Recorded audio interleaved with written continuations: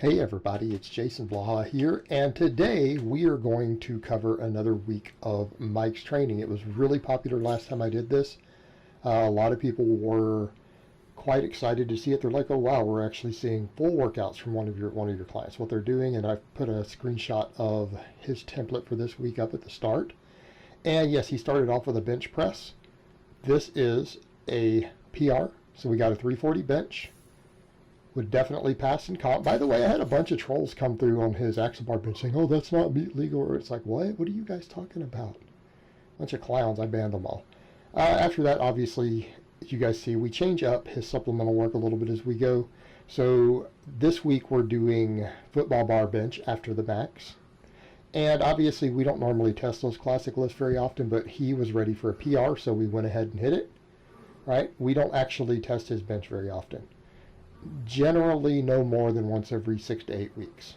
Right? We do it when we get a PR. Now, keeping in mind, he had a 295 bench when he hired me, so we're at 45 pounds. And we put 50 on his squat and deadlift also.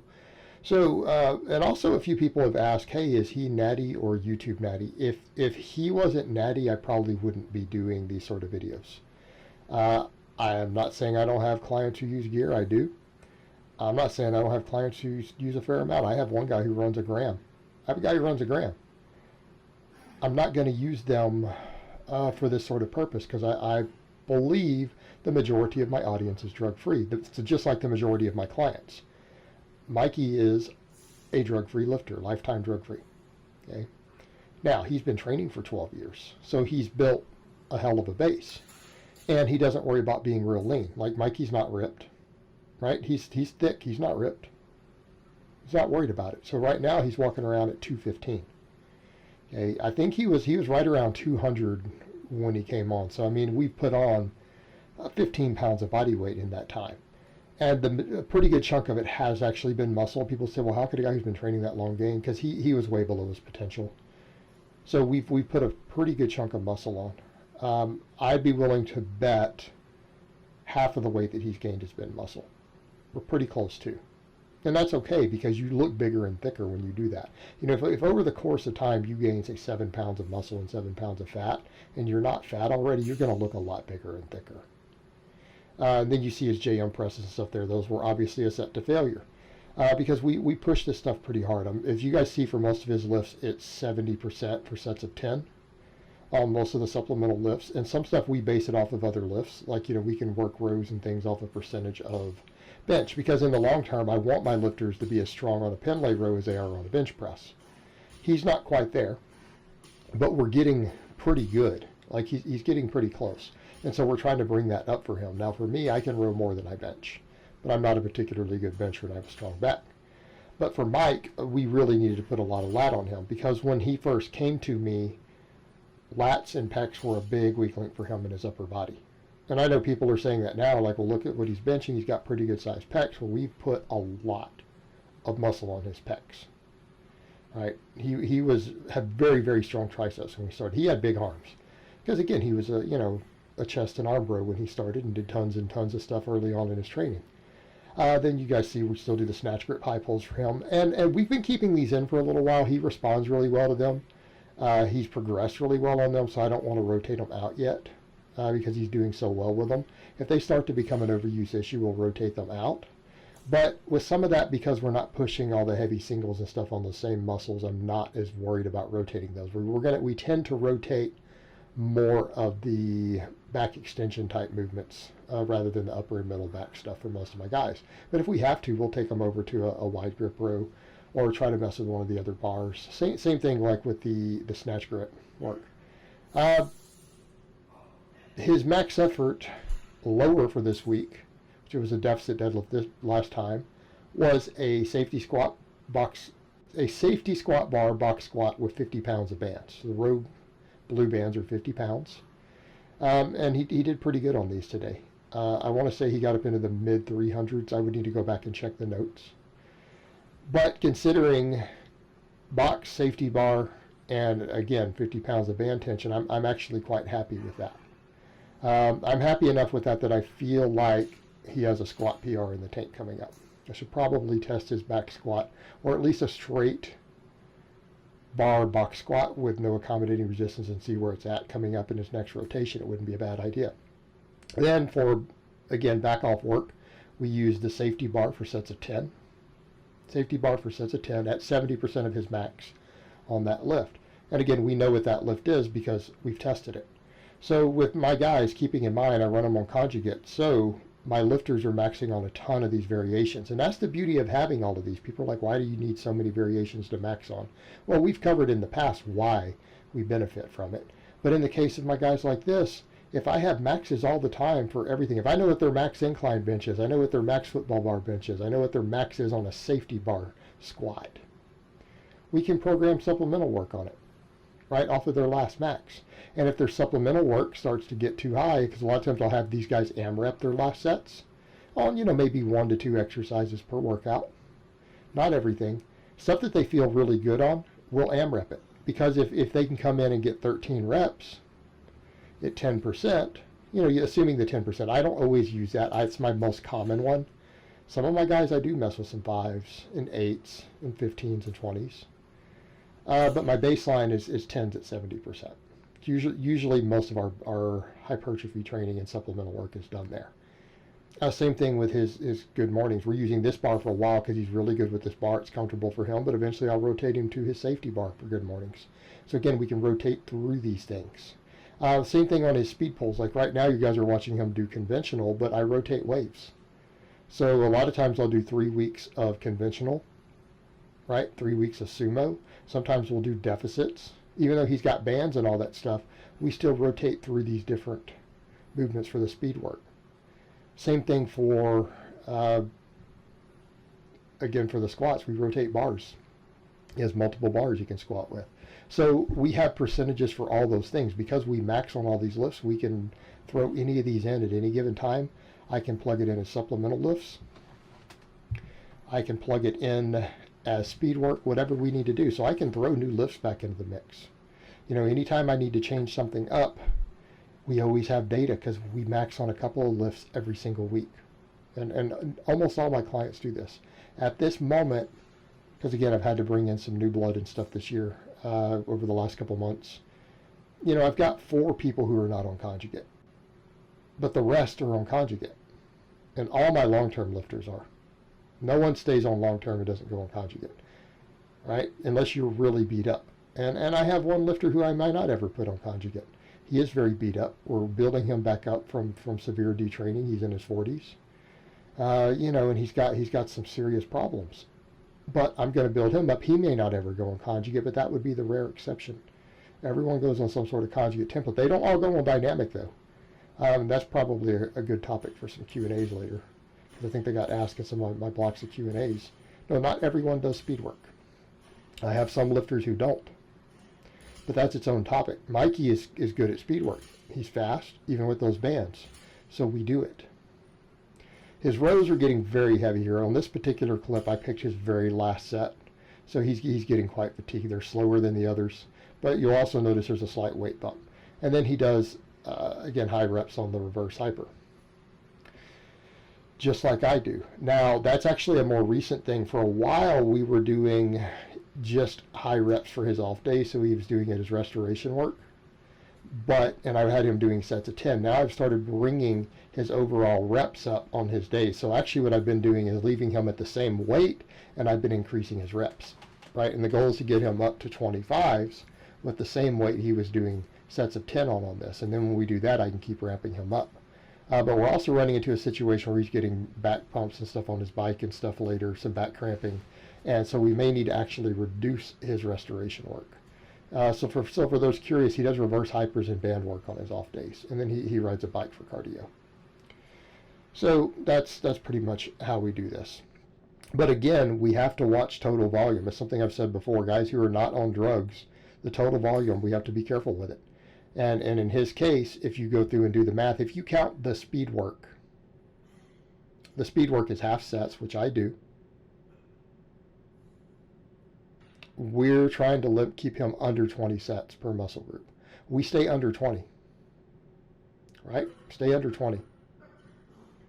Again, there can be exceptions because delts and things have all these different heads. They get worked in a lot of movements.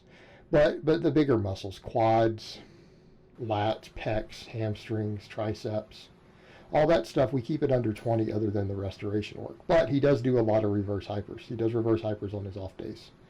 But the speed bench, again, his speed bench is very fast. Some other coaches have even looked at his speed bench for me who do conjugate, and they were happy with it. And if you guys notice, we rotate grips. So I put up a few of his speed benching through here. So for Mike, I do 3 sets wide. Wide meaning pinkies on the rings. We don't go super wide. And we've talked about that for him because he's noticed he's pretty strong on that axle bar. We might start testing his bench a little further outside the rings and sit and see what he can get, because he looks like he may be stronger there now that we've built his chest up. But normally I keep him at the ring, so pinkies on rings. But we do 3 sets with pinkies on rings, 3 sets medium grip, and then 3 sets close grip. And I have him start wide and bring it in every 3rd set. He brings the grip in until we get over to close grip for the speed bench. And we run a lot of band tension. That's 100 pounds of bands. It's Rogue Black bands. So we run a lot of band. And again, he's still able to be fast against it, so that's good.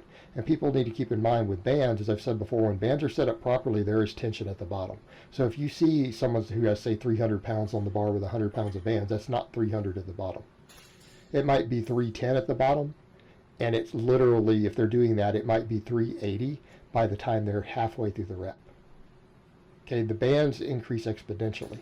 So it might be 10 at the bottom, 80 in the middle added, and then 100 at the very lockout. But the band tension, like something like 70, 80+% of the band tension is usually hitting at the midway point of the rep. It's not just the lockout. So it's not like a flat curve like it is with chains. And again, more incline bench for him. And again, people point out, oh, he's at that high degree, but he's got a big arch. Yeah, so what? He's still at an incline. That's way more incline than a flat bench would be. So as a coach, I'm not worried about that. I don't care. It's a dramatically different angle than his flat bench. And that's the main thing I'm looking for. Okay, it's probably 45 degrees higher of a shoulder angle than his flat bench. Therefore, we're getting our desired training response. Mikey does not overhead press. I don't have him overhead press because we don't care about it. I have lifters who care about the overhead press. We train it. In fact, I put up one of my guys doing 225 on the press a few weeks ago who was also highlighted in that client collage. So for Mike, we don't really care about it. I might work some in later for him, but we do incline. And I mostly, to build him back up, we didn't mess with incline or overhead at first either. We put 30 pounds on his bench without any of that. He needed more chest, not more delt. Now we're getting to a point where we need more delt, more upper chest. And so we're working in the incline. And at a certain point, I may work overhead press in for him if the weaklings dictate it. But in this case, the incline's giving him what we want. We do 3 sets of it twice a week after the main work, right? After the maxes and the speed work. Again, he pretty much was hitting failure there on those. By the way, he's doing bands. I originally always write on his sheet reverse bands, but he just hooks them up as bands and I leave it alone because I don't care. If he's comfortable with it, that's fine. Sometimes I allow my guys some leeway. Again, a lot of times we do bands or reverse bands or whatever to help with elbow fatigue if we want to do longer term. So in his case, we're doing that. And if his elbows start to bother him, I'll tell him we'll go from the bands to the reverse bands. But he seems to like the bands, so that's what he's doing, even though the sheet says reverse bands.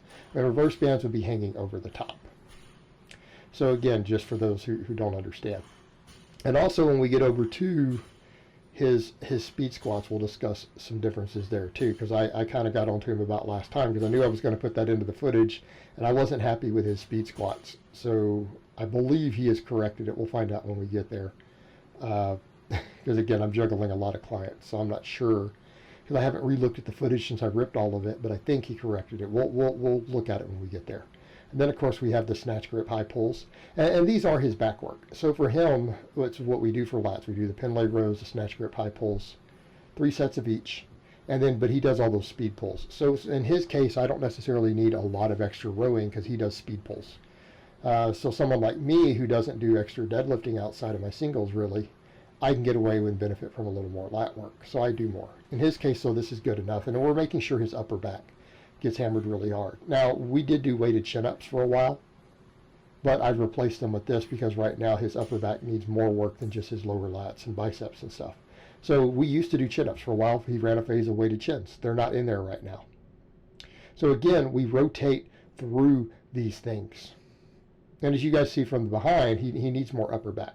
I'm not saying he doesn't have an upper back. I'm saying to get to the deadlifts and stuff that he wants to get to, we've got to bring that up. So those snatch grip high pulls help. Now this time he's pausing on the box. That's what I was not happy about last time. And I think he might have been using the cambered bar. I think we started a new wave for this one.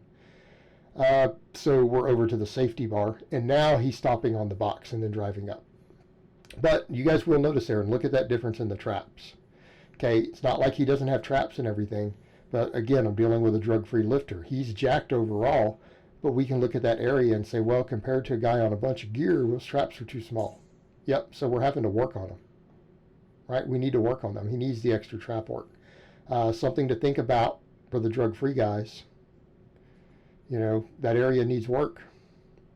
Guys who are not clean are going to have that area bigger and thicker than you. And if you're going to hang with them on strength, you're going to have to develop it. And we don't develop it with silly nonsense, right? You've got to build the whole thing up. Rowing, high pulls, stuff like that. We need to build the whole trap, not just the upper trap. But if you notice there again, the traps, he's got good sized traps, but they have room for improvement. And it will affect his strength in the long term. It'll give him better stability. Then again, his speed pulls are next. And so we're still doing a wave with conventional there. And I'll take him over to sumo eventually. I might have extended his conventional a little longer because he's better at them, but I don't leave that forever. Eventually, he's got to go back over to the sumo, and again make it work. But he's pretty good at those two. There's not a big gap between his sumo and his conventional like some of my guys. I have people who are 50 pounds stronger on one versus the other, and I have people on both ends of that. Some are sumo, some are conventional stronger. He's still relatively balanced, and in his case, we're still dealing with a lot of low back weakness. Seems to have really limited his deadlifting. And I think even stuff like his traps and stuff need to come up to help. But low back was a big deal for him early on. So it's something we've had to work very, very hard on. And I'm still really not happy with Mike's deadlifting. And you guys saw his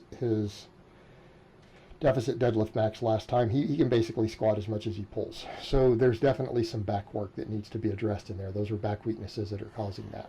So we need more lower back for him. We need more trapezius. We need all those things. And so again, a lot of these lifts work it. The good mornings are working a lot of that. Right? Those snatch grip high pulls are definitely working all that trapezius and upper back. But this is helping with the low back, and then we have the reverse hypers to help with the low back. And what do we have next after that, I believe? Yeah, more rows. I have him do a lot of rowing. I have him do a lot of rowing right now because, again, he needs the back. We need all that upper back. We need that middle back. And we need his traps to grow. So the snatch grip high pulls handle most of the trap with a heavier focus on the upper. All this rowing builds the mid trap, lower trap, lats, all of that. Rear delts, which, again, the snatch grip high pulls hit also. But for him, it's really an area of major weakness. So I'm having him row a lot more often. So his rowing frequency tends to be higher. And it's because I hit him so hard with the rows. As you guys notice, he's super fatigued when we get to these third sets. I just can't jam more rowing into one day, so I have to spread it out in order for him to maintain the performance that we want on the rows. So it ends up being a lot of volume. I would say his lats and upper back get the highest volume of anything. And we are approaching that 20 set situation for him because, again, we're rowing all 4 days. Snatch grip high pulls 2 days, right? So that ends up being 12 sets of rows, 6 sets of snatch grip high pulls. And then you factor in we have all those speed deadlifts and stuff in there, which speed deadlifts are just singles, so they're a completely different beast. But we are pretty much at his threshold for that. We are at the absolute limits of what we can do there, but again, it's a potentially weak link area for him. So we do hit it hard. And the same with his low back if you factor in the restoration work that we do. We're doing a ton of volume for that, because he needs those areas to come up, because his deadlift is his weakest lift, and those are the weakest muscles in his deadlift, right? He's got hamstrings. You can see them. So it's all back.